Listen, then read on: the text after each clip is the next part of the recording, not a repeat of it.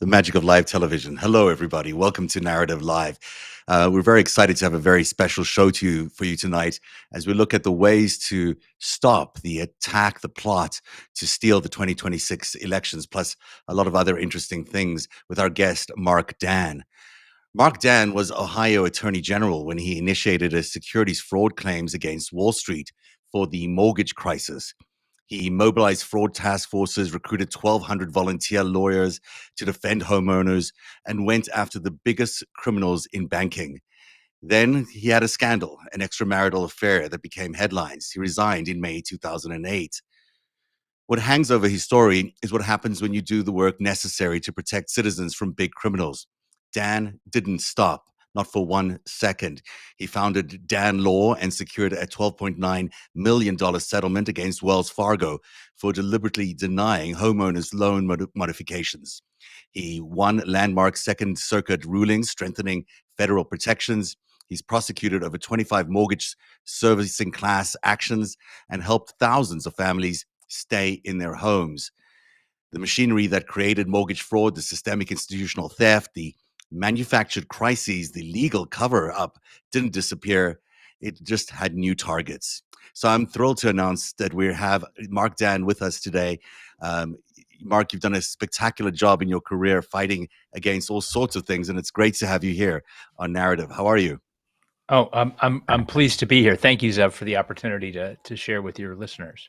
You know, we've been talking over the last few days about how Trump is building an apparatus to steal the 2026 elections. You know, everything from Heather Honey, who's this former cyber ninjas person who is now, believe it or not, running Department of Homeland Security election policy.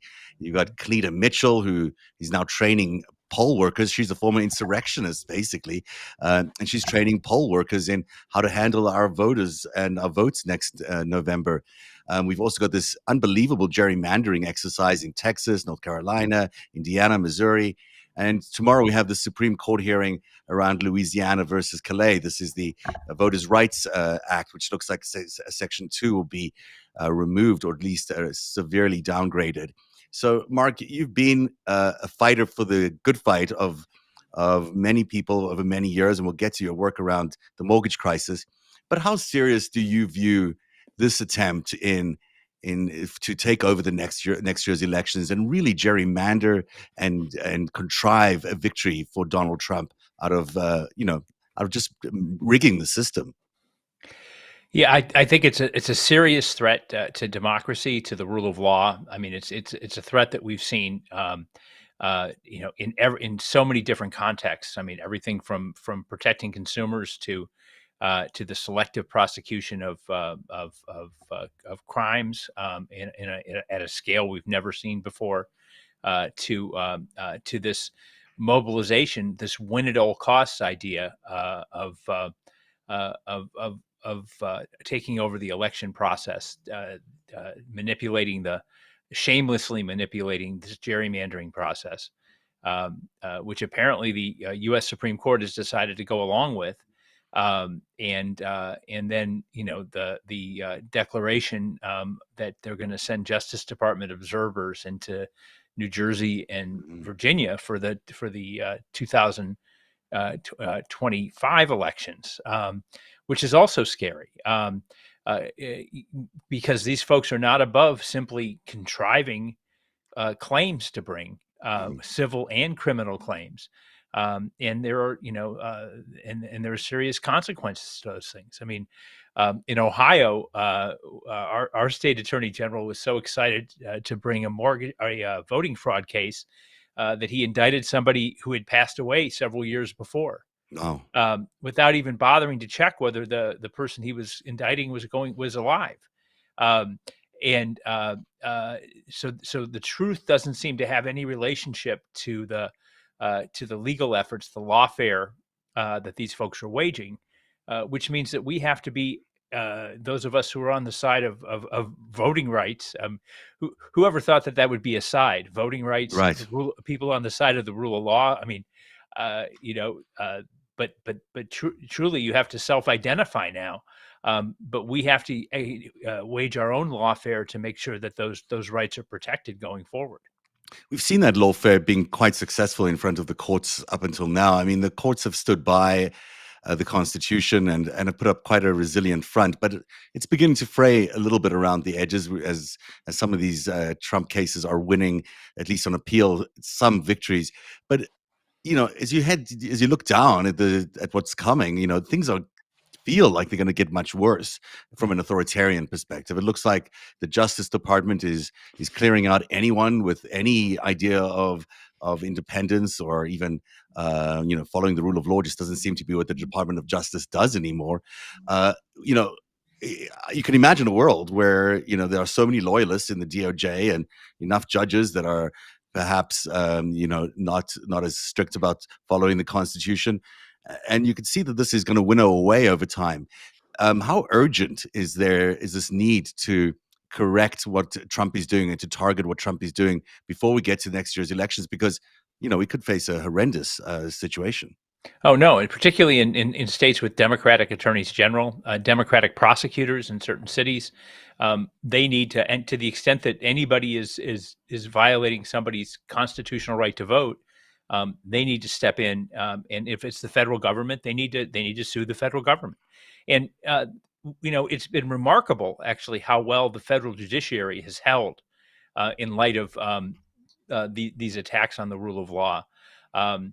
Insisting on crazy things like lawyers in front of them telling the truth. On Crazy, unbelievable, right? Again, never thought it was something that would ever come up. But I mean, that was stunning the other day on 60 Minutes. This, the whistleblower there was talking about 35 judges asking the federal government to please just be honest with them about things. It's stunning when you get to a situation like that. Right, and federal judges feeling obligated to do their own investigations to verify what the government said, it's gonna very quickly begin to undermine the ability of the federal government to charge and to prosecute any kind of crime. Yeah. I think that the Comey indictment is a great example of that.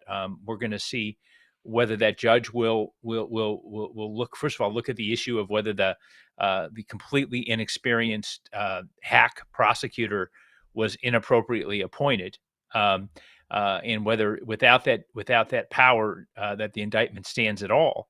But also looking at the fact that they are convincing or attempting to convince grand juries to indict people without any probable cause whatsoever to believe that they committed those crimes. And the most amazing thing to me is how they and particularly Trump, but so many people that are in his orbit, they say the quiet part out loud. Yeah. This is what we're doing. We're going after our enemies. Hey, Pam Bondi, please, you need to go out and prosecute, Adam Schiff and the Attorney General of New York and Jim Comey, and then it happens. So they're not even pretending to respect the rule of law or the presumption of innocence or due process of law.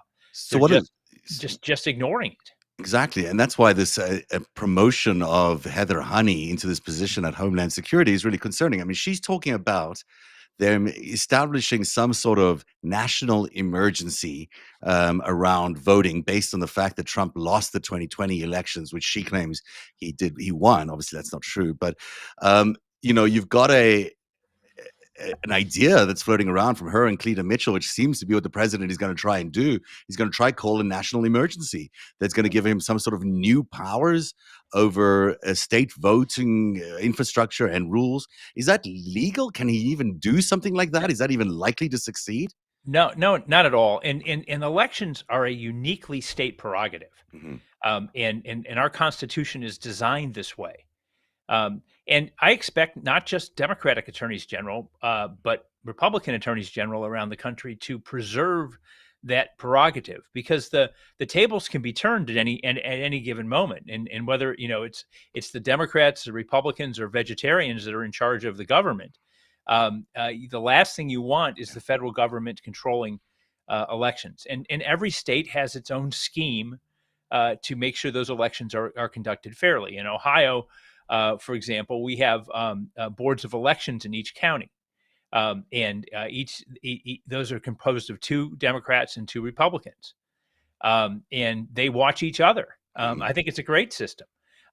If there's a dispute, then the Secretary of State gets a vote. So if there's a stalemate between those election holders, but who's a statewide elected official, but at the end of the day, the appointments to the board, the poll workers, are divided equally by party, and so you've got a great system of people watching each other.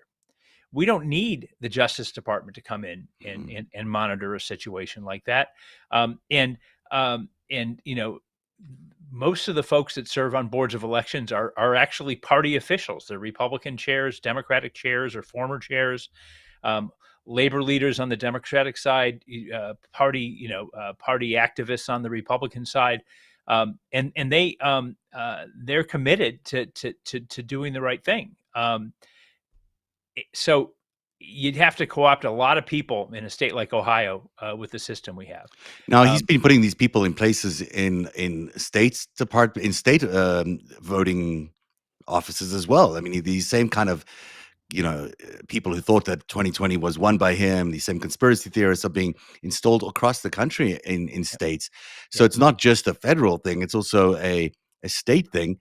But just on that one note, there is no mechanism that actually does allow him to do that, right? I mean, he can't No, actually. there's no federal emergency that could be declared that would allow the government to take over elections. Could they, move the military in? I suppose. I mean, because again, there's been very little compunction, but look, the federal judiciary is held, and I think that there are plenty of good, honest, law-abiding elected officials around the country that simply are going to say no to that. There were some that did it in the 2020 election. Mhm. There was, some that did it in the 2016 election. I mean, look at the Secretary of State, or now I guess he's now the governor of Georgia. I mean, he held the line. Mhm. Um, the Republicans I served with in the state Senate here, are just as scared and disgusted and worried about this new breed of autocrat, as I am. I mean, it may be more so, Mhm. because it's embarrassing to them. Mhm. I mean, look, they were partisan. They passed voter ID laws. They did everything they could to keep working class and poor people from being able to get to the polls to vote. Um, but at the end of the day, the right to vote, if somebody's willing to exercise it and follow the rules, I mean, that's something that's sacrosanct. Um, Absolutely. and I think that's the kind of thing that could actually, if you think the protests that are growing, with the No Kings rallies are impressive, and now, I mean, I think you see total rebellion on the part of the general public in the Well, event that somebody tried to screw with their right to vote. yeah, I mean, there does seem to be sort of these parallel tracks all developing. You've got a economy that seems almost destined to crash somehow. I mean, it just doesn't seem like it's going to hold under the weight of all these tariffs and everything else he's introducing. You've got the militarization of our cities, which includes, right now deploying ICE and the National Guard, but could include soon, attempts to introduce the Marines and other military elements in cities in America, operating against American citizens, which sounds unbelievable, but it might happen. And then you've got this other attempt to sort of steal everyone's vote. All of that is arriving at the same time in 2026 during an election campaign could be frightening, and it could to the protest question you're talking about. It seems to me that they're anticipating this kind of large scale rebellion, which is why the conversation around the military in these cities has become such a big deal. Can they actually do anything to crush protests? I mean, other than the Insurrection Act, presumably that's the one thing. But what else can they do to crush protests during an election period? Yeah, I mean, really, there's, I mean, no, there's no inherent power that the federal government has in regard to the policing of elections. That's a uniquely state power. And look at what's happened with the takeovers of cities. Hmm. The judiciary has held. Hmm. They held in Los Angeles. They've held in San Francisco. They held in Chicago. They held in Portland, Oregon. Um, I'm actually, proud and impressed Hmm. at the judges, some of whom were appointed by President Trump, who stood up for the rule of law, and refused to allow this militarization to take hold. And my expectation is that, again, the cases need to be brought. They need to be brought right away, up front. We've got to get these folks under oath in front of judges, as quickly as possible, and that's going to come down to the elected lawyers, in government, at the state level, the local prosecutors, the local law directors of cities, the county folks that represent. The prosecutor represents in Ohio the boards of election. So the boards of election should be exercising their constitutional right, to conduct the election the way they see fit. The state attorney general needs to go in and get and preemptively, if necessary, and get orders to prohibit it. And then the lawyers that go into court and lie, we lawyers need to police ourselves, and we need to start to make sure, and that's already started to happen with some of the 2020 election deniers, from Rudy Giuliani on down. The bar associations have taken action, and their licenses ought to be removed. And that, just because you're a U.S. attorney, if you go in front of a federal judge and lie, you ought to lose your license to practice law. I Hmm. mean, we take an oath, just like elected officials take an oath, and the system depends on lawyers trafficking in truth, things that they actually know, not in supposition or rumor. But I mean, we've had folks that have gone in front of judges and blatantly lied. Um, Yeah. and every bar association in every state needs to hold those folks accountable, because the whole thing collapses Right. if you can go in front of a judge and not tell the truth. So, what about the Supreme Court then? Because the Supreme Court seems to be a very different animal than any other Supreme Court we've seen before, and that seems to be the thing that the judiciary sort of, on a federal level, yes, and on an appeals level, yes, they're holding the holding the line, but certainly SCOTUS is a risk factor for anyone who thinks democracy, um, can prevail in America. How concerned are you about what SCOTUS may do? Maybe not in this election, but in another election down the line, where they're the defining winner of who gets to win, the presidency, or decider. Yeah, I mean, I think there were a couple of members of the court that are just lost causes. Mhm. But I also have a little bit of confidence in John Roberts. I was always impressed by I was AG when he was appointed Chief Justice, Mhm. and we had a chance to spend some time with him. And I was always, I believe he is an institutionalist and wants the Supreme Court to survive as an institution. Mhm. And there's a limit to how much of their credibility they concede. When it comes to personnel decisions and the breadth of executive power as it relates to running the federal government, I mean, that's a legitimate argument that serious lawyers can have with each other. How far does legislative power go? What are the bounds of executive power?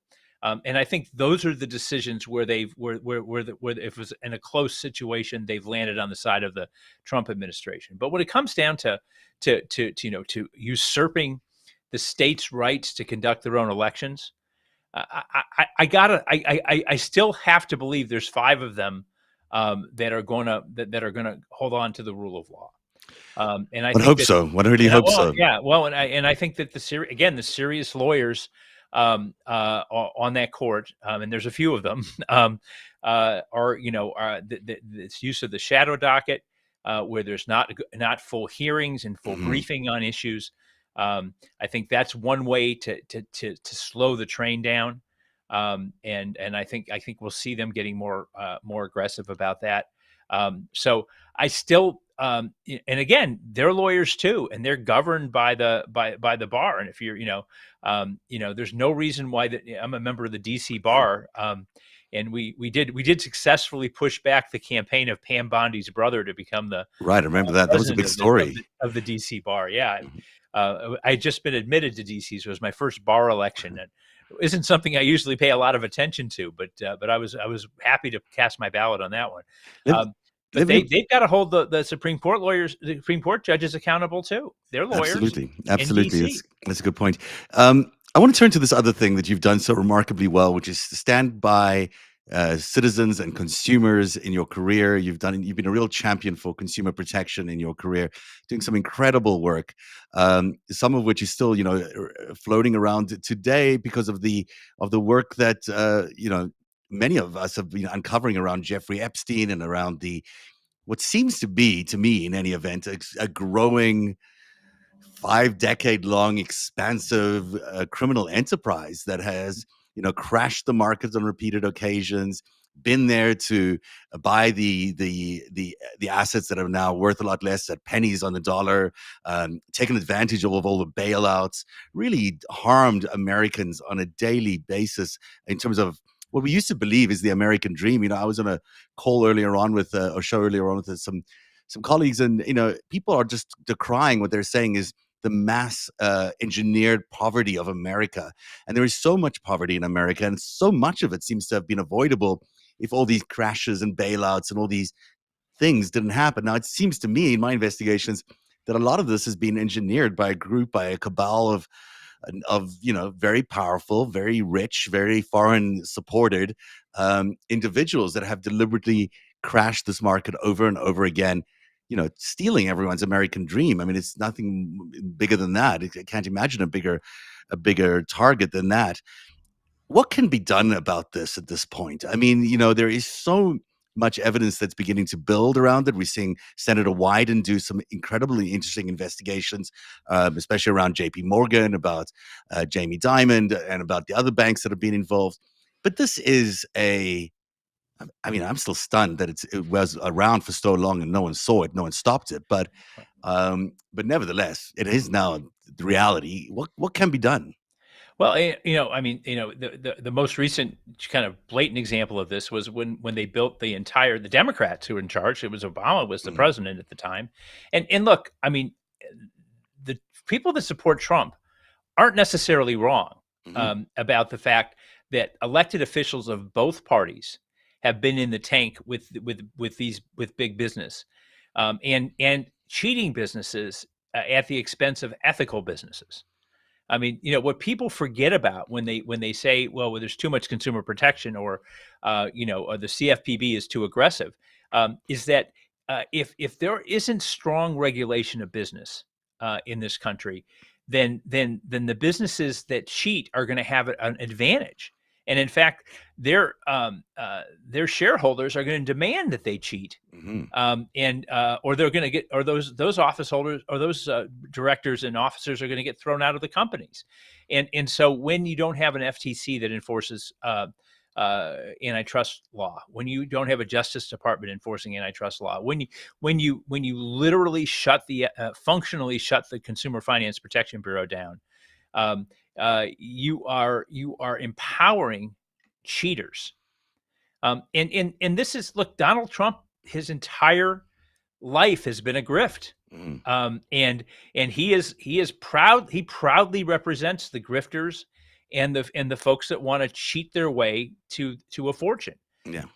And again, I think the country. Look, what I found, certainly with my clients, is that they're smart. They were onto it.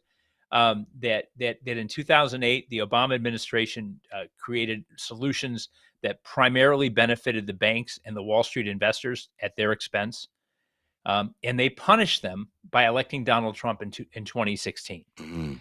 But the Democrats apparently learned nothing from that, because they've continued to worry about what the needs of these massive corporations and billionaires are, at the expense of the folks that have historically voted for Democrats. So The, we don't have a party right now of the working class mm, in this country. And so what's left is we have to try to access the rule of law directly through private rights of action, through bringing cases. We have to rely on state attorneys general to step in and raise these issues. And it's tragic. The Bush administration set out to preempt all kinds of state regulation of business very successfully. The Obama administration just refused to do when the administration shift, they refused to do the strict and reasonable enforcement of environmental laws, of consumer protection laws. And they did, but and then Congress reacted. They created the CFPB, mm. and it creates such a risk to payday lenders and to other predators. I mean, it's just like I was joking the other day. They're just going to run out of poor people to exploit. I mean, I think it's that may be the end of the market there. well, maybe the end of America there. I mean, the Yeah, thing is, there's so much money being taken out, and especially with this next crypto venture, it's going to be even worse. But yeah, the point you're making is about, there was somewhere along the line, there was a fusion between Wall Street and the Treasury Department. yeah, And it became the acceptable thing or the expected thing that the Treasury Secretary was going to come out of Wall Street, was going to be a Goldman Sachs executive or an executive of another big firm, and that they were going to decide what's best for America based on, what would they do? They would obviously decide for Wall Street because that's where their money comes from. And so we've lost our independent treasury, really, along the way. It's become beholden to Wall Street. mhm, And, for whatever reason, whether it was Obama or Biden or anybody, this is where they've gone to. And along with Citizens United and various other things, we've lost our democracy and control over our own treasury. Um, I'm not sure where I'm getting at here, except to say that we need to sort of separate that, right? I mean, right. we need to control the American people need to control their own treasury, and that means electing people who are going to appoint independent people to run that. Yeah, and you could see the bailout as it was structured in 2009. I mean, it literally held everybody who cheated during the 2008 run up, 2006 to 2008 run up in the mortgage crisis. They bailed everybody out for their bad behavior, Hmm. except for the homeowners. Hmm. Many of look, I mean, when I'll never forget when I was in the state senate in 2003. I just been appointed, and then I was elected to the Senate. But I was there was a bill. Cleveland passed a very strong predatory lending bill Hmm. way before the crisis became something that we talked a lot about. And the big banks in Ohio came to my office to lobby about this. They wanted a state law that preempted local governments from passing these predatory lending laws. And they came in, and I knew they were from what was then National City and Key Bank, and I said, well, I'm so glad you're here because we're going to drive all these customers away from these predatory mortgage lenders Hmm. back into your brick and mortar bank buildings, where they know that you have a interest in keeping their checking account and their savings accounts, and you've been here for 100 years, and you're going to protect them. And this predatory lending law has got to be the best thing that ever happened to you. And they're like, oh no, we're for preempting those laws. I'm like, well, and it turns out that all of those companies had subsidiaries that were out there originating those crappy loans. Hmm. And then Fannie Mae and Freddie Mac did the same thing during the financial crisis. That's what we sued them in Ohio for, is creating what they called the Alt A bank of loans. They just created their own, rather than just market and compete on being better and safer and smarter. They went out and created their own predatory loans, and went out and to the great expense of their shareholders, who have never been made whole since the financial crisis. But yet, they're still there. Right. There seems to be no So accountability at all, no, and that's really depressing. For a country that requires accountability for our system. Um, I've one more question I just think Yeah. that we should talk about, and it's a bit more of a philosophical question about, as you point out, the Democrats and the Republicans have both had their time in being maybe not as clean, as being aligned with Wall Street, whatever it might be. It's beginning to feel to me like there's a real space in the middle of the political spectrum of America for a movement that is sensible and centrist and is neither of these extremes that we see in American politics. Um, that's certainly what it's beginning to feel like. There's a big middle that hasn't got leadership yet around it or hasn't been harnessed by anybody. Uh, is it a good idea to have a centrist movement that may not be political in that sense, may not be Mhm. partisan, but it's Yeah. certainly pushing these ideas of accountability, of sensible consumer protection, of all these things that we think are so obvious, we expect our government to do. Is that a sensible Yeah, I movement? mean, why not call it the rule of law party? Yeah, Let's have exactly. let's have a party that I'm I want to vote for people that are going to keep people from cheating, and reward people that work hard and play by the rules and do their and take care of their employees, and don't try to find some edge all the time, and take care of the environment, and don't poison my water, and and yet there's not neither party represents that simple approach, and I think that's the strategy for Democrats to get elected attorney general in this country, in states, is to be a law and order attorney general. Mhm. Follow the law, fund schools, properly. Don't siphon the money out to private schools. Stand up for ethical businesses, who are trying to compete with people that are cheating. People like Donald Trump, like Donald Trump University, like all of the scammy things that he was selling that weren't what he promised, to people, long before he ever became a politician. To folks that are selling supplements that are not, Mhm. that don't do what they say they do. Or cryptocurrency. Yeah, yeah, or maybe call it the truth party. Yeah. I mean, let's just make everybody look. Why don't we make everybody tell the truth? I mean, this is another huge, huge problem we have in this country. There's an exception, to the libel, to federal preemption of libel and slander laws when it comes to. This benefits you, Zev, because you're operate on the online here. So Mm. I don't want to mess. I don't want to mess with your your liquidity. Yes. But at the end of the day, if a newspaper publishes a lie, they're liable under state defamation laws. Mhm. If that same lie is published online under Section 230 of the Federal Communications Act, those folks are immune Yeah, from they prosecution. might be immune. I don't think I'm immune, to be honest. I'm not Well, sure. you're not personally Yeah, immune, but the platform that you're that so you're that true. you're presenting this on, the folks that actually have the money, the people that are Yeah. profiting from these publications, and when you talk about Facebook and Twitter, or what is it called? Was it X, X X. or Z, or they're the ones that's where the money's going. It's not, the posters don't get anything, Yeah, in most cases, absolutely. on those sites, or they get something. It's a pittance compared to what the owners are getting, and there simply should be accountability for telling lies. Mhm.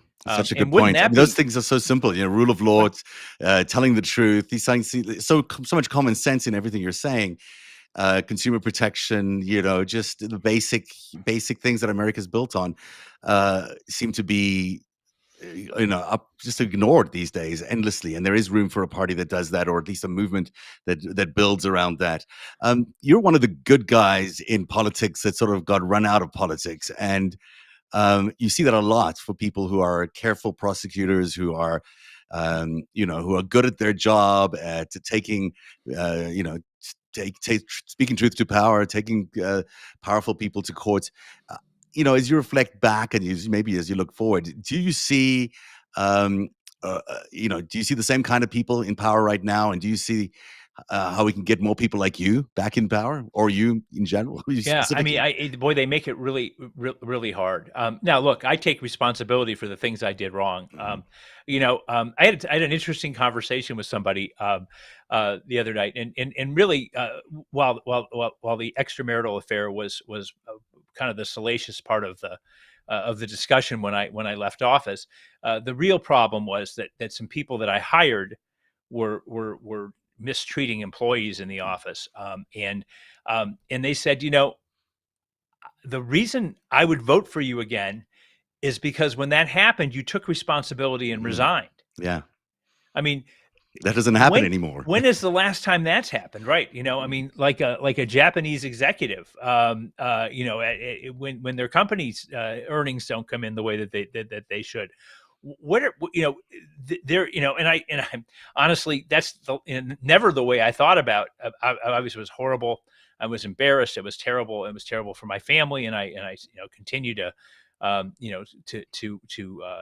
to apologize to them for what they went through. But at the end of the day, um, you know, there's some honor in doing that. And my brand was telling the truth. Mhm. And when I was in a position where if I told the truth, it was going to end my career. I didn't want to continue Yeah. based on something that wasn't true. And I think there are lots of good people who get in politics if that were true. Now with the threat and violence, Mhm. it's just hard to get good ordinary people to take that time in the state legislature or in the local city council That's and to run. exactly where we need them. We need Yeah, people like you in the state legislatures. We need people like you in state office and in federal office, but also in the city council. It's going to be those institutions that I think might be the final line of defense as we try to defend this democracy going forward. Mark Dan, I hope you do return to public office, although I'm sure you have a thriving law firm. Do you want to tell people about how they can get in touch with you or where they can find you online oh, and sure. Yeah, about the law we're firm? at danlaw.com is our firm, and we have we do work all over the country representing consumers against financial predators, and so we're happy, particularly when it comes to mortgage related issues. And I we're happy to talk to anybody, and we try to help. If we can't help you, we'll try to find somebody that can on a state by state basis.